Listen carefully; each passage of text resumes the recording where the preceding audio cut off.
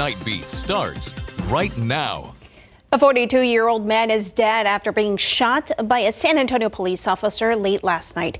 Chief William McManus says that officer shot him after the man hit two other officers with his vehicle and had hit a woman 6 hours earlier. The Nightbeat's Daniela Ibarra explains why he's someone police and neighbors were worried about. It was right down here. Tracy Lightweaver says her Northwest Side neighborhood is usually calm and quiet. And on the right, you'll see a mailbox that's broken. Last night, it was anything but the usual. I heard a crash, and then I heard the police shouting. I got up and I was looking down there and I heard the gunfire as I was, running to the window and saw them pulling him out of the car. Twice in the span of 6 hours, this block of Cheviot Heights became a crime scene. Around 6:30, San Antonio police say a 42-year-old man ran over his roommate with his car. She's undergoing several surgeries. She's still in critical condition. The man got away, and 6 hours later, neighbors say he returned to the same street. By then, police had a warrant for his arrest and came back to the scene to take him in. They blocked the driveway with their vehicles, but he was able to squeeze through them, and he hit one of the officers with the vehicle. The other officer that was with him fired to stop him, struck him, and he's deceased. When you walk out of your front door and you see this going down just down the street, what did you think? I knew that something bad was going to happen pretty soon because it escalated over the last couple of days, and so I was concerned that it was going to end in not a good way.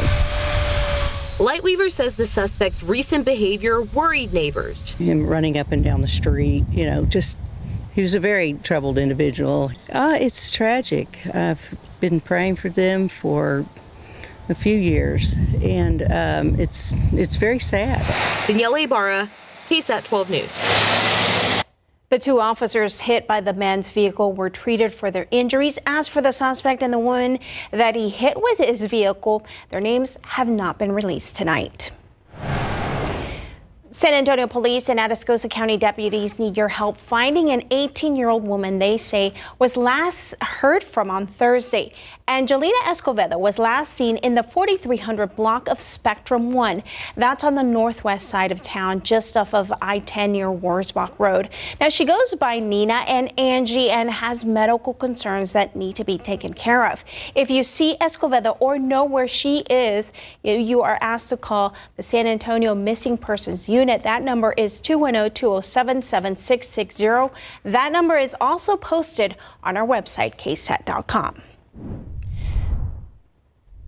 Tonight, in a Know My Neighborhood follow-up, a Westside community says it's seeing positive changes at one local H-E-B.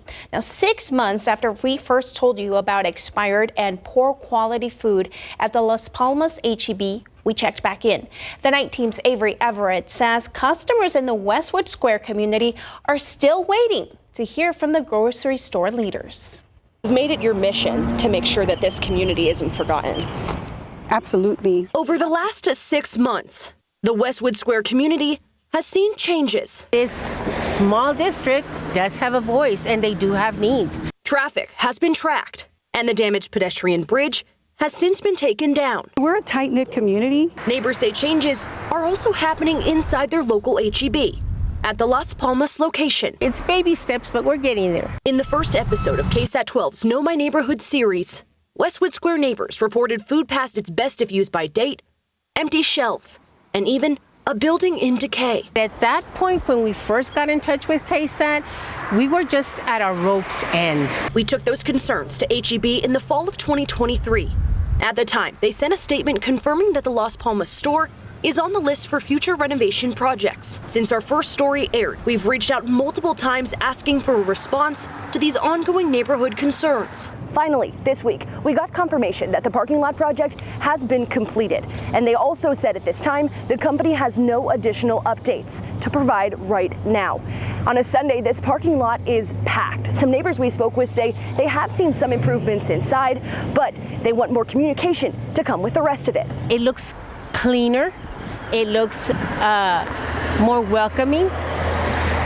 There is a lot still to be desired, though. 6 months later, neighbors say these are steps in the right direction, but they still feel left in the dark. Community has been asking, what's going on with HEB? What updates do you have for us? I said, nothing. They don't give us any updates. HEB said they will provide us updates as they come. We asked them for an updated timeline on those renovations for the Las Palmas location, and we are still awaiting a response on Sunday night. Avery Everett, KSAT 12 News. All right, thanks, Avery. And we have a lot of other Know My Neighborhood stories on our website right now. And if you want to invite us into your neighborhood, go for it. You can scan this QR code on your screen for a complete view of KSAT Know My Neighborhood content.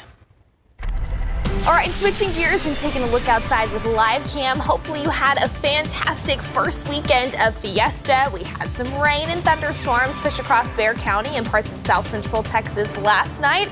Today it was windy, but it was cooler than average and very pleasant with the low humidity in place. Now, as we look ahead to our Monday, a fantastic start to the upcoming work week. Somewhat chilly tomorrow morning, especially for April standards, starting off near 50 degrees here in town. Mid-60s at lunchtime, and then highs once again on the unseasonably cool side, topping off in the low to mid-70s with partly cloudy skies. So that takes care of tomorrow. Also fantastic for the river parade as well. By midweek, you will start to notice, though, more of the humidity that's going to pump back in. Temperatures will gradually warm.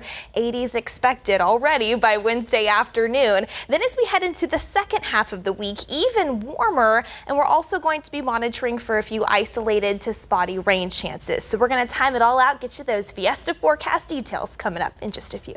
All right, thanks, Mia. Well, when things finally warmed up, it turned into a nice day to be in the water. Take a look. This was the 8th annual Mission Reach Flotilla Fiesta event. The event, hosted by the San Antonio River Authority and the San Antonio River Foundation, offered free kayaking and fishing. It's a way to introduce newcomers to nature and water sports. The event was held at Acequia Park this afternoon. It's another reminder of the jewels that we have here on the south side with all the parks, and especially the areas that are maintained by the San Antonio River Authority. And the event also included a kayaking race for those more experienced folks. Now, if you missed today's free event, there's always different activities being hosted on the river. Another free kayaking event is held around Christmas. Now, there's still a week of Fiesta fun left. Here's a breakdown of some of tomorrow's festivities. The pilgrimage to the Alamo starts at 4 tomorrow afternoon. Fiesta Carnival and the Wonders of Space Fiesta exhibit at the Whitty Museum are welcoming visitors tomorrow, too. And of course, Monday's main event, the Texas Cavaliers River Parade, that starts at 7, and you can watch it right here on KSAT if you can't make it in person. And there's still a chance for you to enjoy a special party at the Battle of the Flowers and Flambeau. Scan one of these QR codes to buy tickets. These include assigned seating along the parade route, food, drinks, and a chance to hang out with some of the KSAT news staff. While you're at it, you can also sign up to be a KSAT insider to be the first to get access to special events like this in the future. There's also a Fiesta 2024 section on our website. That's where you can find information about medals, giveaways, Fiesta events, and parade routes. Just scan this QR code to go straight to that page. Opening statements in the trial of former President Donald Trump are set to start tomorrow morning. The presumptive Republican nominee is expected to use the trial for political gain. ABC's Allison Kosick reports Trump is planning to testify, but we still don't know who prosecutors will call as a first witness. Donald Trump about to become the first former president to face a criminal trial. He's charged with illegally falsifying business records to cover up hush money payments to porn star Stormy Daniels to keep allegations of an affair out of the tabloids ahead of the 2016 election. Trump has denied having an affair with Daniels. The jury of 7 men and 5 women, along with 6 alternates, were chosen from a pool of 200 New Yorkers. Those jurors now sworn in, ready for opening statements, which are scheduled to begin on Monday. Prosecutors have not said publicly who their first witnesses will be, arguing they could face attacks from Trump on social media. The judge agreed, and prosecutors were not forced to reveal who they will be calling on to testify. Among the possible witnesses, former National Enquirer publisher David Pecker, who prosecutors say agreed to be the eyes and ears of Trump's 2016 campaign by identifying damaging stories about Trump and keeping them out of print. Trump's former lawyer, Michael Cohen, could also be called as a witness, as well as Stormy Daniels. The former president is using this prosecution as a political rallying cry. This is a giant witch hunt to try and hurt a campaign that's beating the worst president in history. While President Biden is out on the campaign trail making his case to voters, Donald Trump, in an email to his supporters, complaining that he's trapped in court. He can come out and say, sure, that this is all a witch hunt, and that might rev up his base, but is that really appealing to the independent voters, the Republicans who are not sold on the former president, that he needs to win over in order to clinch the White House? Allison Cossack, ABC News, New York.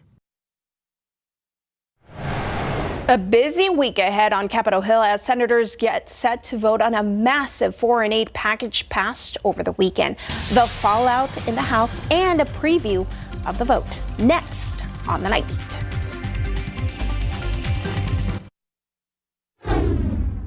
Now for a look at some of today's big headlines in your Nightbeat News Flash. 15 people were hurt after a tram crashed into a guardrail at Universal Studio theme park near Los Angeles.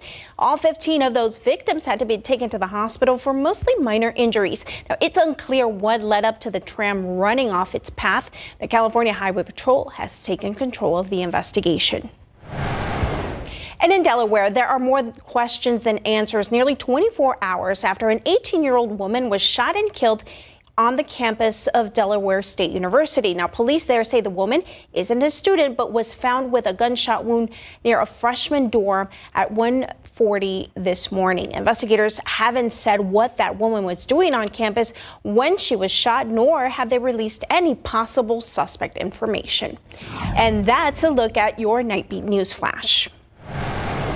Now, following a long battle on Capitol Hill, the $95 billion foreign aid package for U.S. allies has made it through the House and will be taken up by the Senate later this week.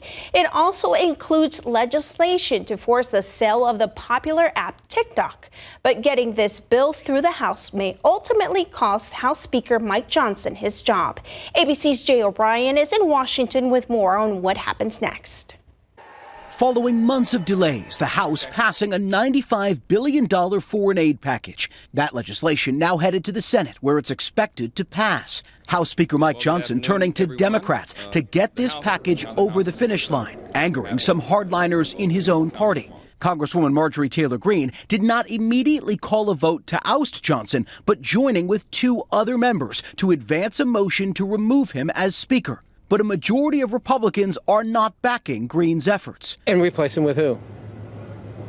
Somebody tell him who you're going to replace him with. Johnson may now need the help of Democrats to keep his speakership. I think the respect for him has gone way up because he did the right thing irrespective of his job. That garnered a lot of respect, and also from the Democrat side. Included in the foreign aid package, more than $60 billion for Ukraine, $26 billion for Israel, and aid for allies in the Indo-Pacific region, including Taiwan. Also included legislation to force a sale of TikTok from its Chinese parent company or face a possible ban in the U.S. The clock would begin ticking when Congress passes the bill. If the bill is signed into law, ByteDance would have 1 year to find a U.S. buyer, and if it doesn't, the app would face a nationwide ban. But that law could face potential legal challenges, citing First Amendment rights. To just ban 170 million Americans who are engaged in speech and livelihood, the federal judge in Montana struck it down. The judges struck it down when Trump tried this. I doubt it survives scrutiny in the Supreme Court. A group of TikTok creators recently signing an open letter to President Biden, warning him this could be alienating young voters in an election year, while others are planning to rally outside the Capitol on Tuesday as the Senate debates the legislation. Jay O'Brien, ABC News, Washington. All right, Mia, I thought I had put my sweaters away because I wasn't going to need them, but then I woke up this morning and I needed to take them out. Yep, I saw that hoodie that I didn't think I was going to be needing until later on this year. Same. Yeah, so we had a front finally push through the area last night. That's also one of the reasons why we had some scattered rain and thunderstorms push across the area.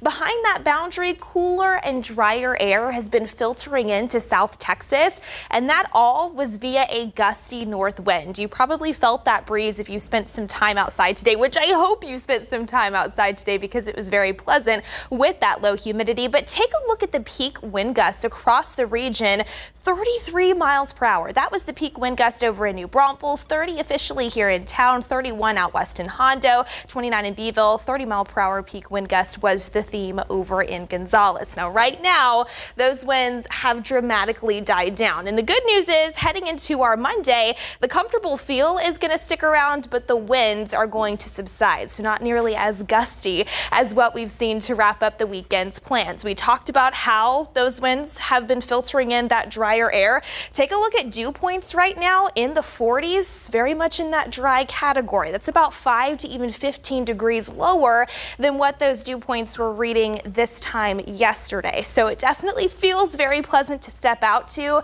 and that is going to carry over into tomorrow as well, which means the river parade tomorrow evening, which we'll talk more about in just a second, going to be very nice out there. We will start to see a little bit more moisture work in on Tuesday as those winds flip back in from the southeast, opening the door for more Gulf moisture to push back into the area.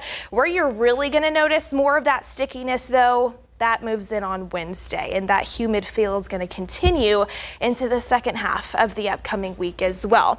But before we can get there, that drier air helping temperatures cool down pretty efficiently through the overnight. So once again, you're going to want the long sleeves. Stepping out for the morning drive tomorrow, right around 50 degrees, the forecast low temperature in San Antonio by 7 a.m. But check out the far northern portions of Bexar County and then up into the hill country, some of the higher elevations. Mid to upper 40s possible first thing tomorrow. So an unseasonably cool start to the day. The afternoon's going to be very nice. Partly cloudy skies expected. 65 degrees for any lunchtime plans. And then a forecast high temperature right around 73. For context, our average high for this time of year is about 81. So we are well below that by tomorrow afternoon. 73 as well for places like Canyon Lake as well as New Braunfels. 71 in Bulverde. 71 in Bernie. 75 possible in Bandera, stretching over to the Los Maples area. That takes us into tomorrow evening. If you are stepping out for the Texas Cavaliers River Parade, it's going to be fantastic. Low humidity, low 70s, transitioning to the 60s, especially after the sun goes down. Now looking ahead to the remainder of the week, on Tuesday, Niosa begins. Again, we will start to see a little bit more moisture work in, so you can see how that's really going to affect your morning low temperatures. Mid to upper 50s by Tuesday morning. Afternoon highs slipping around to the mid to upper 70s. A bit more cloud cover as well. Noticeably humid on Wednesday, a high around 82, so closer to the average for this time of year. And then into Thursday, that's when we'll introduce an isolated chance for rain. This is the setup. High pressure moves in over the next couple of days, which is why things are fairly quiet in the rainfall department. But by Thursday and especially on Friday, a little low pressure system bypassing us to the north could spark up a few showers to a stray storm or two. So right now just isolated, but we will be fine-tuning this forecast in the days ahead. So definitely something to check back in on. By the way, you're going to want to stick around in the next half hour. We're going to recap those rainfall totals we saw from last night, as well as some KSAT Connect photos. Patty. All right, thanks, Mia. We'll be right back. Streaming now. It is one of those dream interviews, a bucket list Spreester session, by the way. It's a chance to sit down with Texas legend Robert Earl Keen and get a tour of his ranch. I'm a songwriter, and I make people happy when I play. Being a legend, I don't know. I sort of enjoy people not being able to recognize me, and for some reason, my voice gives me away all the time. Streaming now on these platforms. Well, the vibes surrounding Fiesta are all always a little sweeter when the Spurs are in the playoffs, and with Victor Wembanyama performing the way he did in this rookie season, hopefully we won't have to wait too long. Mary Rominger joins us with a preview of what's coming up on Instant Replay. Yes, indeed. Wembanyama had a historic rookie season, and he put the world on notice and could make more history in this year's NBA awards.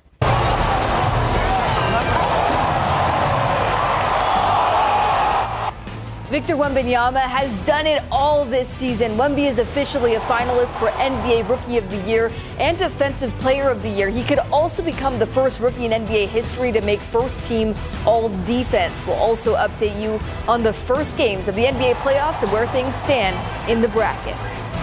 He goes! They put Kirkland in the slot. It's a run. It's Lovett. It's a touchdown.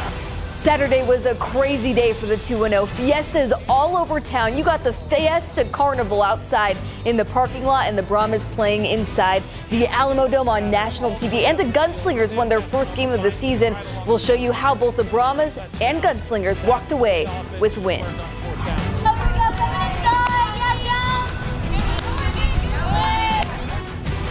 And the TLU softball team knows how to play and they know how to party. Our Nick Mantis was out at practice this week to visit one of the highest ranked softball teams in the nation. And look out for this young lady. This Bernie champion Charger is busy breaking records left and right. She's only a sophomore. We'll tell you more about her during IR.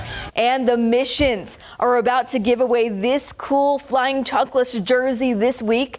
And what does chicken have to do with our play of the week? And the NFL draft starts Thursday live here on KSAT 12.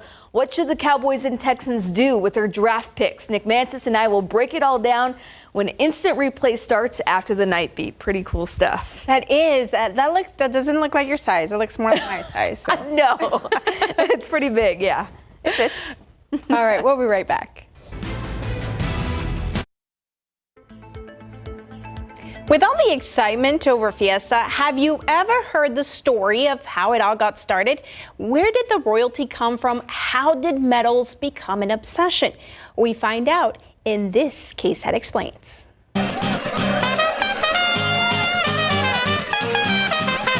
Everybody wants to think it's all about the going to the parties, but this is a storytelling. Fiesta San Antonio is storytelling. The crowns, the medals, the chicken on a stick, they're what make Fiesta, Fiesta. But let's rewind, clear away the confetti, and head back to 1891, where the roots of Fiesta were planted in the Battle of Flowers Parade. A group of women came up with a plan in 1891 to honor Texas heroes. Women got together to celebrate the Battle of San Jacinto and the Alamo. Imagine horse-drawn carriages, bicycles decorated with fresh flowers, and floats carrying children dressed as flowers. Today, Battle of Flowers is the largest parade of Fiesta and still honors those fallen Texas heroes. It's the only parade in the country planned and directed by all women. After the success of that first Battle of Flowers parade, that's when the idea of royalty blossomed.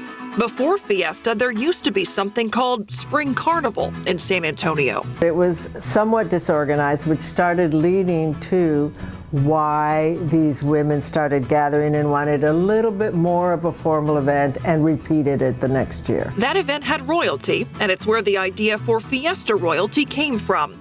The early unofficial kings were given some creative names. King Selamat, that's tamales spelled backwards, or King Omala, Alamo spelled backwards. It was 1909 when the ladies started to rule over Fiesta. That's the year the Order of the Alamo was founded, aimed at preserving the stories of Texas independence.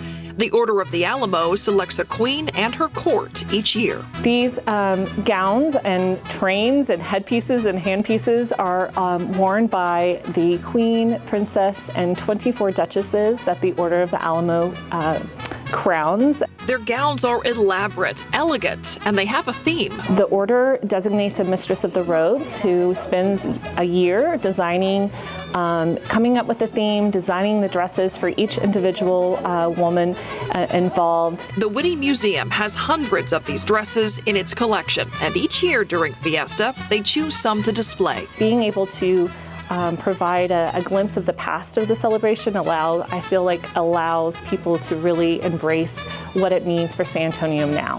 In 1926, the Texas Cavaliers came along. The Cavaliers came in and began with King Antonio. So he is actually the first official Fiesta King. They started out as a social club looking to preserve the history of bravery of the Alamo heroes.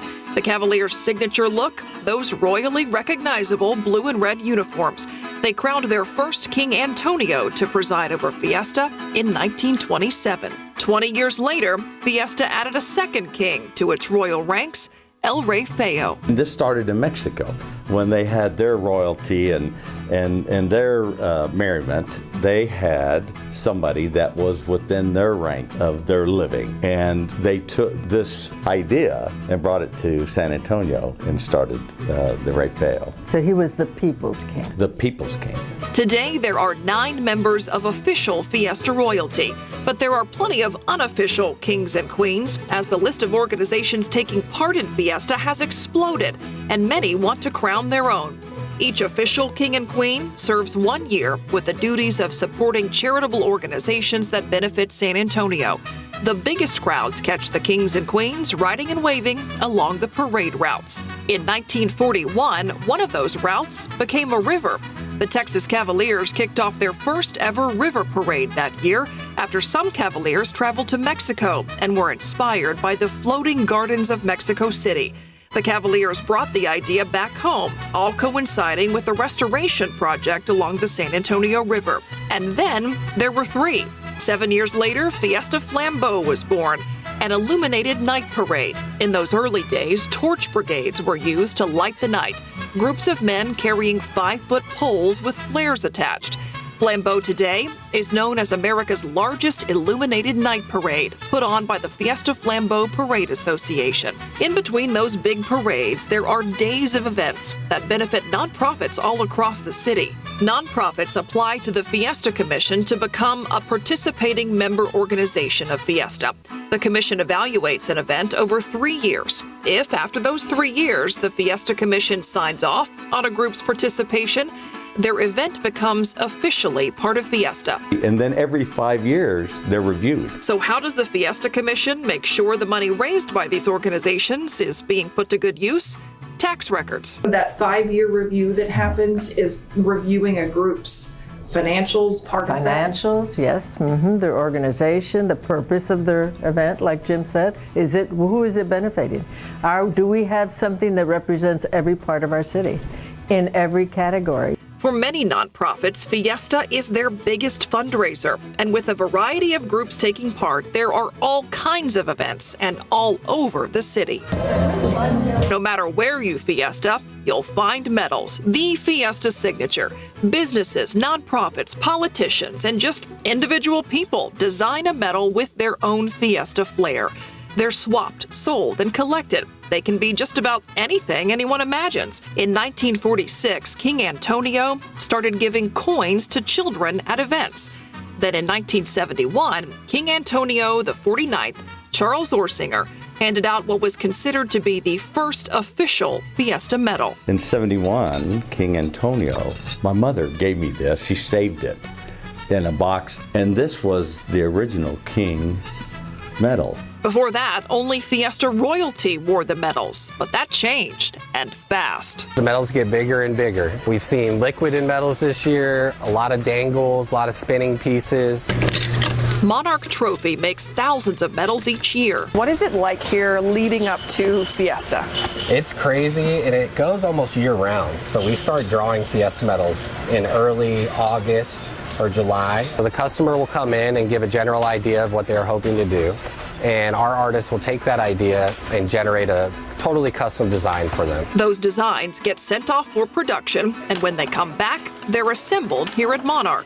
Do you all have to bring in additional staff to handle this time of year? Yes, we try to bring in anywhere from 5 to 10 people to help out with it. We bring in students part-time to come help out. To get ready for a citywide celebration, a party with a purpose. And the theme is Fiesta for All, because it's everywhere in San Antonio. Every corner of San Antonio has a piece of Fiesta.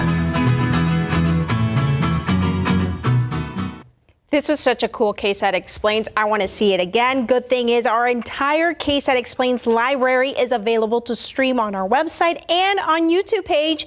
We cover a whole lot of different topics. Scan the QR code you see right there on your screen to watch this episode and so many more. Patty, what's your favorite part of Fiesta? I don't know. I learned so much from this. Like, I embrace it all. Embrace it all. I mean, how can you choose between those food gowns and the medals and the royalty? Weren't you royalty? We're all royalty. We're all royalty. And now we all have some awesome medals.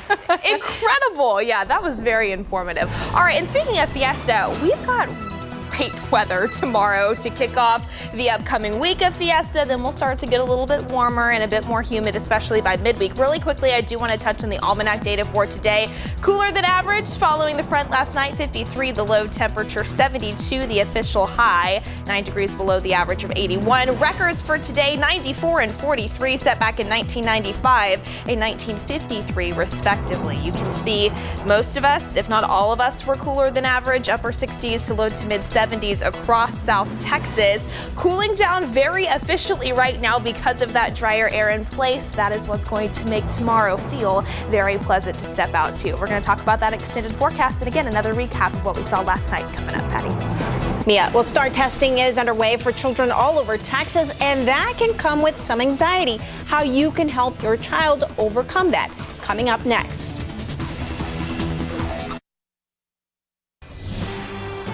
It's testing season for public schools across the state. Last week, many school districts started administering the State of Texas Assessments of Academic Readiness, or STAR test. It offers the state and parents a snapshot of how well their child is prepared to go into the next grade, and it can be a tough time for students. We spoke with the principal at Ellison Elementary School in Northside ISD, and she says it's really important for families to help hype up their kids' confidence.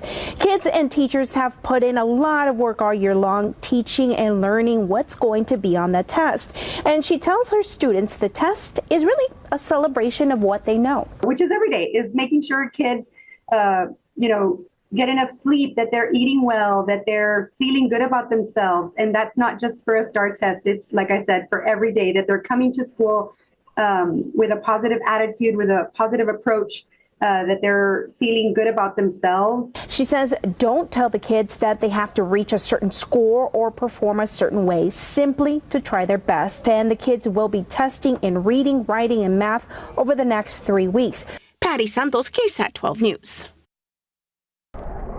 Welcome back, everyone. So tonight's a lot quieter than where we were this time last night. We were monitoring a few storms that did prompt some severe thunderstorm warnings that were pushing through Bexar County and parts of San Antonio. Take a look at some of these KSAT Connect photos. We did see some hail associated with the stronger portions of these storms, specifically on the north side near Timberwood Park, Stone Oak, the 281 corridor in northern Bexar County. This is a handful of hail photo that was sent into KSAT Connect at Overlook and 281. How about this, just south of Timberwood Park in Stone Oak? That is hail up to a quarter size, if not even ping pong ball size. And this one as well, large hailstones falling out of those thunderstorms, covering the ground. Looks like brought down a lot of leaves along with it. We never like the severe weather, but we definitely will take the rain that came out of these thunderstorms. How about this? A picture of the rain gauge, southeast side, Highland Hills area. Looks like just under an inch of rain. This is what we actually saw fall in those area backyard rain gauges. 0.12 over in Hondo. Rainfall totals were not nearly as impressive west of the I-35 corridor. Kerrville, though, almost an inch, so not too bad up into the hill country, and that is an area that definitely needs the rain.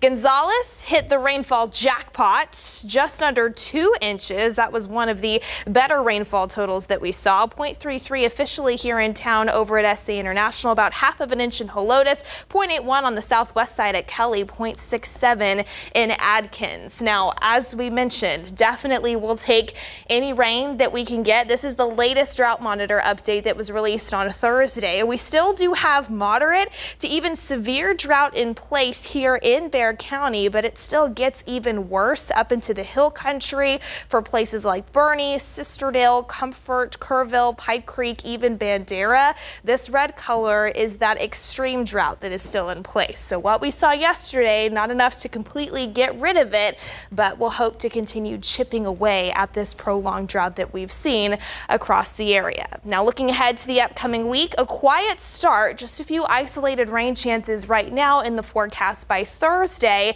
and that does continue on into next weekend.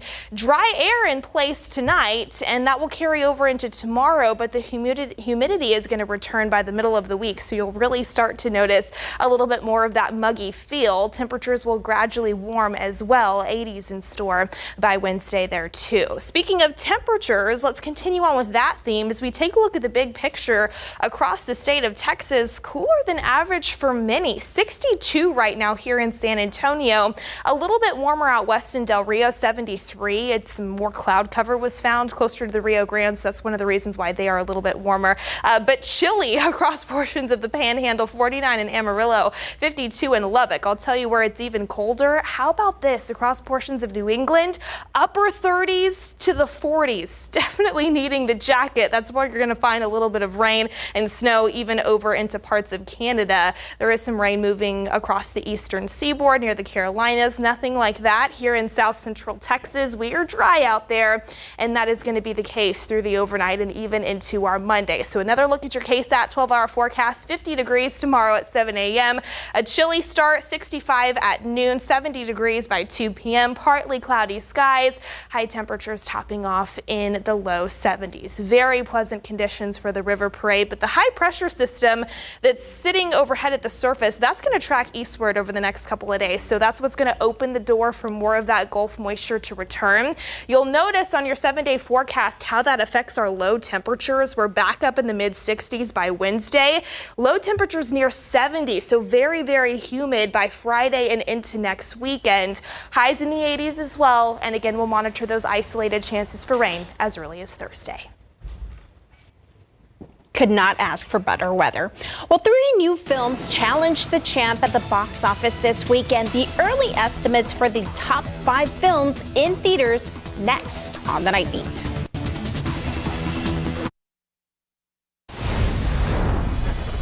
Would have gotten them all if they weren't so fast. The animated action comedy Spy Family Code White opened in 5th place with $4.9 million. The Ministry of Ungentlemanly Warfare took in $9 million for a 4th place debut. Godzilla Kong: The New Empire took 3rd, making $9.5 million. It's at $172 million domestic. What the? Abigail, about criminals who discover they've kidnapped a vampire, opened in 2nd place, earning $10.2 million. Okay, but you are angry with me. There is no version of this that isn't a mistake. Civil War fought off the new competition and kept the crown for a 2nd straight weekend on ticket sales of $11.1 million. In Hollywood, I'm David Daniel. UIL track and field regionals wrapped up this weekend, which means the field is set for the state meet. Mary Rominger joins us here with the postseason preview. Yes, the track and field postseason is where we get to witness stars emerge from local programs. But for one local distance runner, she's already achieved that status as the sophomore holds a couple of national records. I think like that whole race, I was kind of running with the adrenaline of just really wanting to make it. And so it ended up paying off, but it was close. Modest words from a great student athlete. She's a rising star for Birdie Champion, and she is just getting started. We're talking about Elizabeth Leachman. We'll have more on her tonight during Instant Replay as Leachman is headed to state. Here they come on the attack. Switch to the left side. Here's Silva open, puts it on goal. Header is a goal! San Antonio FC has returned home for their first road victory of the season. You'll hear from the team as SAFC sets a season high in goals last night. And Victor Wembanyama gets some great news tonight. Our latest Scholar Athlete of the Week is from Southwest Legacy High School. Taylor Nunez and the Randolph girls track team have a message for their opponents, and we're talking NFL draft for the Cowboys and Texans. Instant Replay starts in just a few minutes. All right. Thanks so much, Mary. Thank you. We'll be right back.